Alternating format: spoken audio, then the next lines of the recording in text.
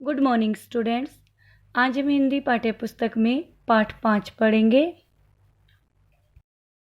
पाठ का नाम है बच्चों झूठ बोलने का फल। आप सभी इस पाठ को मेरे साथ साथ पढ़ेंगे और समझेंगे। बच्चों, एक गांव में एक गडरिया रहता था। गडरिया होता है भेड़ बकरी चराने वाला। वह प्रतिदिन गांव वालों की भेड़ें चराने के लिए जंगल में ले जाया करता था। प्रतिदिन होता है रोजाना, यानी कि बच्चों गडरिया रोजाना गांव वालों की भेड़ें चराने के लिए जंगल में ले जाया करता था। एक दिन उसने झूठ मूठ ही शोर मचा दिया। झूठ मूठ यानी झूठ बोलना। गांव वालों, भेड़िया आ गया, बचाओ बचाओ। उसका शोर सुनकर गांव वाले दौड़ के उसके पास आए, परंतु वहां पर उन्होंने कोई भेड़िया नहीं पाया। निराश होकर गांव वाले वापस लौट गए। इस प्रकार उसने गांव वालों को कई बार खूब परेशान किया। बच्चों, गडरिया जो होता है वो बहुत ही झूठ बोलता था और गांव वालों को परेशान भी करता रहता था।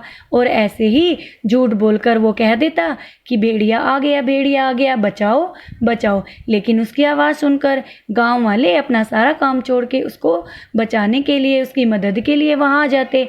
लेकिन वहां पर उन्हें कोई भेड़िया नहीं मिलता और परेशान होकर, निराश होकर वे वापस लौट जाते।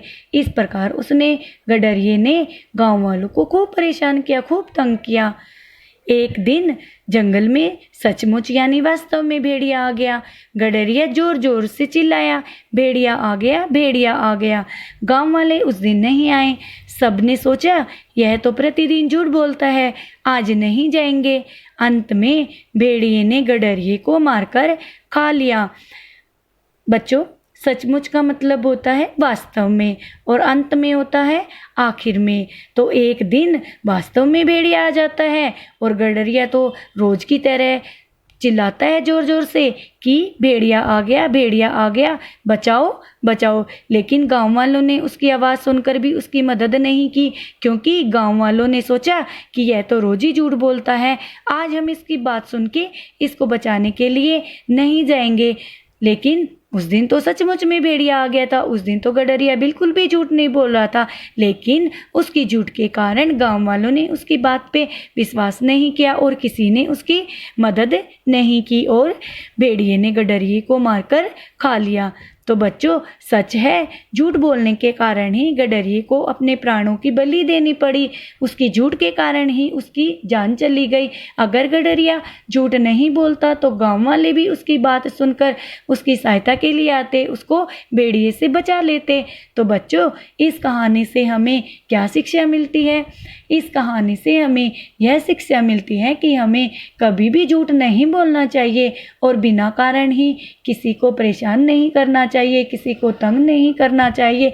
क्योंकि अगर हम झूठ बोलेंगे तो हमारी बात का कोई भी विश्वास नहीं करेगा और हम जब भी किसी मुसीबत में होंगे तो हमारी कोई भी मदद नहीं करेगा। तो बच्चों, आज की यह कहानी और यह पाठ हमारा यहीं पे ख़त्म होता है। आप सभी बच्चों ने इस पाठ को अच्छे से पढ़ना है और इसको याद करना है। तो आइए आज हम इस पाठ के शब्दार्थ भी कर लेते हैं, जो मैंने लेसन के साथ साथ अभी भी पढ़ाए हैं आपको। प्रतिदिन, प्रतिदिन होता है रोजाना। झूठ मूठ झूठ बोलना। निराश होना, आशा रहित होना। सचमुच, वास्तव में, अंत में, आखिर में। तो बच्चों, आप इन शब्दार्थों को अच्छे से याद करके अपनी नोटबुक में लिख लेना और इस पाठ को अच्छे से पढ़ लेना और समझ लेना, ताकि जब मैं अभ्यास कार्य करवाऊं तो आप मुझे जल्दी जल्दी इसके आंसर दे सको। धन्यवाद।